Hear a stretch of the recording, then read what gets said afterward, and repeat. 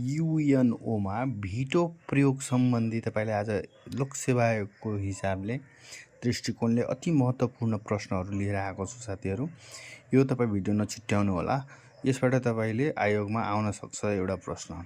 खास गरी यो भिटो भनेको के हो भन्दाखेरि नेगेटिभ भोट हो। खास गरी सुरक्षा परिषदका 5 वटा स्थायी सदस्यले मात्र प्रयोग गर्न पाउने विशेष अधिकारलाई भिटो भनिन्छ। युएनओको सबभन्दा अलोकतान्त्रिक पक्ष पनि भनिन्छ यसलाई। सबभन्दा धेरै पटक दोहोरो भिटो र सबभन्दा सुरुमा भिटो प्रयोग गर्ने देश चाहिँ रुस रहेको छ 1946 मा। र नेपालको सदस्यता विरुद्ध पनि भिटो प्रयोग गर्ने देश चाहिँ नेपाल रहेको छ। 2025 मा भिटो प्रयोग 2 पटक भएको छ। हालसम्म थोरै पटक भिटो मात्र प्रयोग गर्ने मुलुक चाहिँ फ्रान्स रहेको छ 16 पटक है साथीहरू।